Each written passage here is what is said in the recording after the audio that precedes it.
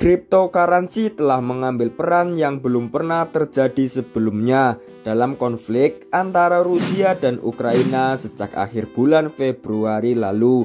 Terjadinya konflik di Ukraina membuat cryptocurrency yang sebelumnya lebih dikenal sebagai aset yang spekulatif digunakan untuk berbagai tujuan kemanusiaan, termasuk memfasilitasi pengiriman donasi ke Ukraina. Tidak hanya itu, kripto juga digunakan sebagai alat tukar dan transaksi antar negara saat fasilitas bank tidak berfungsi dengan baik di Ukraina dan di Rusia, menyusul dijatuhkannya sanksi ekonomi terhadap Rusia.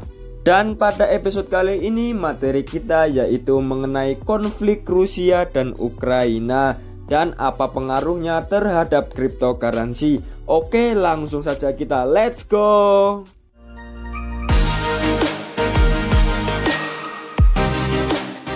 Welcome back to my channel. Halo everyone, apa kabar kalian semuanya? Semoga kalian baik-baik saja. Salam hangat bagi kalian semua dan berjumpa kembali lagi dengan saya Pesal. Oke guys, sebelum kita masuk ke pembahasannya, di sini saya ada kata-kata motivasi buat kita semua hari ini.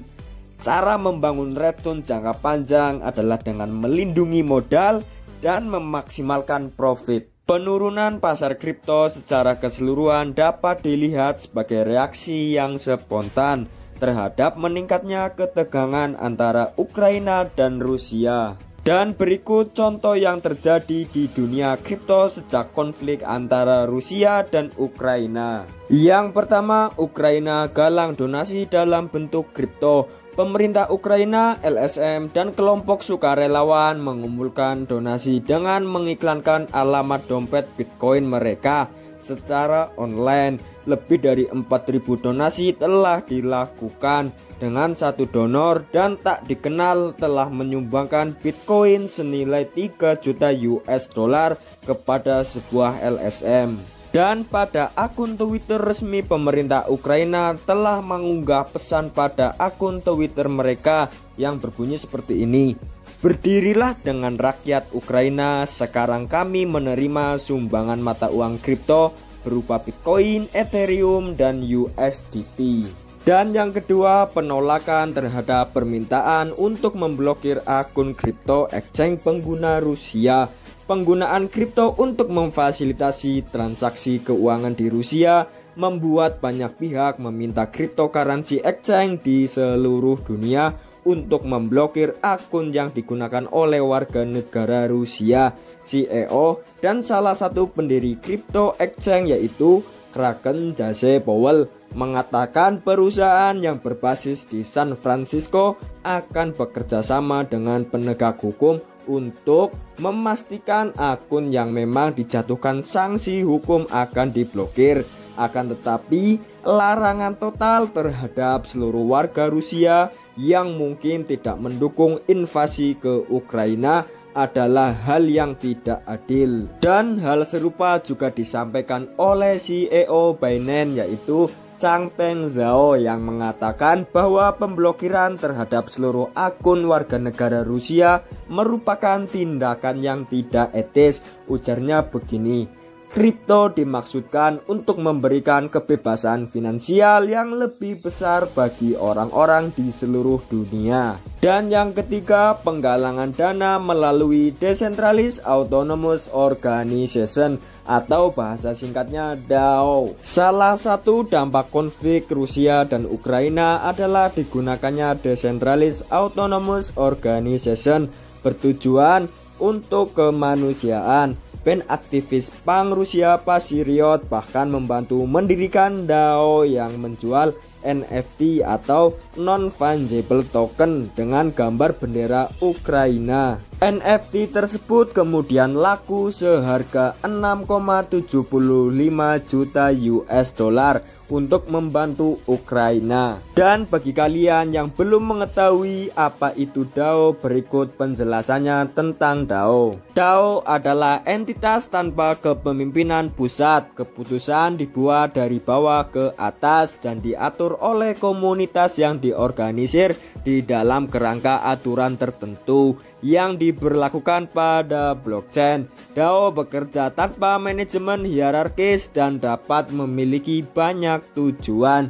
Contohnya, organisasi amal di mana anggota menyetujui donasi seperti yang diinisiasi oleh Pasiriot, hingga perusahaan modal Ventura yang dimiliki oleh beberapa grup. Semuanya memungkinkan untuk dijalankan dengan DAO. Dan yang keempat, Ukraina umumkan rencana airdrop yang kemudian dibatalkan. Pemerintah Ukraina mengumumkan akan melakukan airdrop atau mengirimkan aset kripto yang diindikasikan bertujuan untuk memberi imbalan kepada donor yang telah mendonasikan kripto untuk mendukung Ukraina. Rencana tersebut kemudian dibatalkan sehari setelah pengumuman airdrop. Transaksi kemudian turun drastis setelah rencana airdrop dibatalkan. Dan yang kelima, Ukraina membeli perlengkapan militer dari donasi kripto. Lebih dari 50 juta US dollar donasi dalam bentuk kripto telah terkumpul untuk Ukraina, dan sebesar 15 juta US dollar telah digunakan oleh pemerintah Ukraina untuk membeli perlengkapan militer. Dan yang keenam, Ukraina legalkan penggunaan kripto. Parlemen Ukraina meloloskan RUU untuk melegalkan cryptocurrency, mempersiapkan kerangka kerja untuk regulasi dan pengelolaan cryptocurrency. Lalu, Presiden Ukraina Volodymyr Zelensky menandatangani undang-undang itu tentang aset virtual yang menetapkan kerangka hukum bagi negara untuk mengoperasikan pasar kripto. Lalu, apa saja kelebihan transaksi menggunakan cryptocurrency? Dari konflik Rusia dan Ukraina diketahui bahwa cryptocurrency dapat menjadi alat pembayaran alternatif yang digunakan ketika sistem keuangan yang tersentralisasi tidak dapat memfasilitasi kebutuhan akan layanan keuangan di saat krisis. Berikut adalah kelebihan teknologi cryptocurrency dibandingkan dengan layanan keuangan tersentralisasi. Yang pertama, tanpa perantara.